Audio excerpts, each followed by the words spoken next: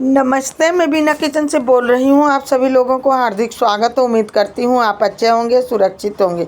हमेशा की तरह कमेंट बॉक्स में हर हर महादेव जरूर लिखिए। जान लेते हैं कि भादों के महीना का आखिरी प्रदोष व्रत कब रखा जाएगा। ये व्रत बहुत ही अच्छा है। ये व्रत सुहागिन महिलाएं रखती हैं। सुहागिन और सब लोग ये व्रत रख सकते हैं।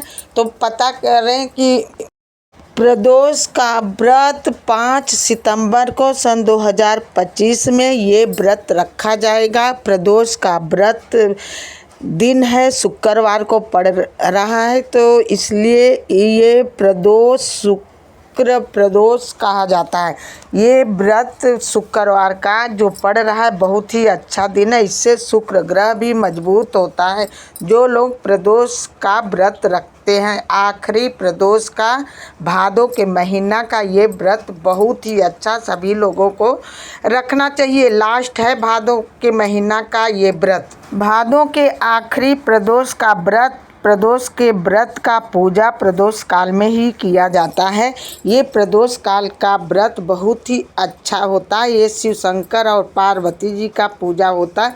इस पूजा में क्या क्या चढ़ाना चाहिए, जैसे हर रोज़ शिव की पूजा की जाती है वही चीज़ चढ़ाया जाता है। फ़र्क इतना ही पड़ता है कि ये व्रत प्रदोष का जो लोग व्रत रखते हैं वो संध्या के समय प्रदोष काल में ही व्रत करेंगे और पूजा भी करेंगे। शाम को 6:38 से लेकर के 8 बजे तक प्रदोष व्रत का पूजा का शुभ मुहूर्त है।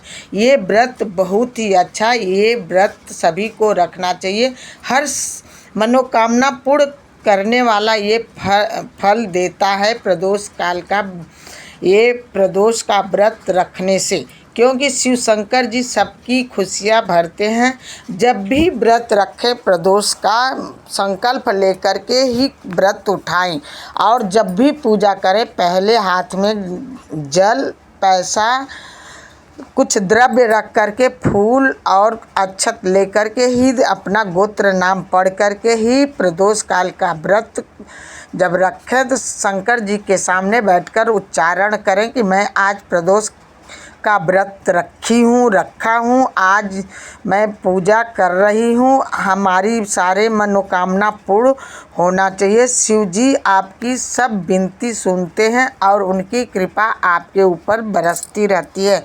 जो लोग प्रदोष का व्रत रखते हैं बहुत ही अच्छा होता है। प्रदोष के व्रत में भगवान शिव और गौरा पार्वती जी खुशियाँ बहुत ज़्यादा देते हैं। कल्याणकारी ये व्रत है। भादों की आखिरी ये व्रत प्रदोष का व्रत बहुत ही अच्छा, ये व्रत रखना चाहिए। ये व्रत जब पूजा पाठ करने जाएं तो अच्छी तरह से सज धज के ही पूजा करना चाहिए।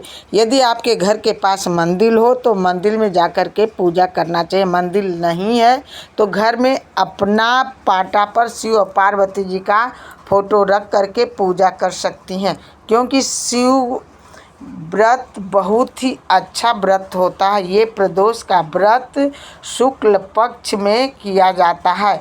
ये त्रयोदशी का व्रत बहुत ही अच्छा। कोई संकल्प ले तो भगवान शिव शंकर के सामने बैठकर ही लेना चाहिए। ये व्रत कल्याणकारी है।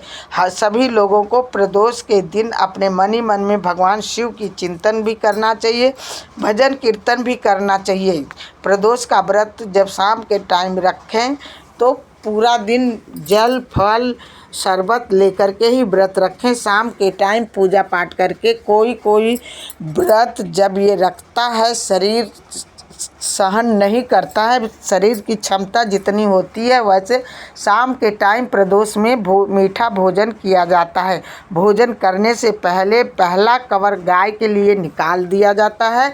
गाय को खिला करके तब अपने भोजन ग्रहण व्रत खोला जाता है, क्योंकि कहा जाता है कि गाय को देने से पहला कवर अग्रासन देने से गौ माता को, क्योंकि गौ माता के अंदर पूरे देवी देवता का वास होता है, तो इसलिए पहले जब व्रत खोले तो गौ माता को अग्रासन मतलब पहला कवर निकाल के ज़रूर दे देना चाहिए।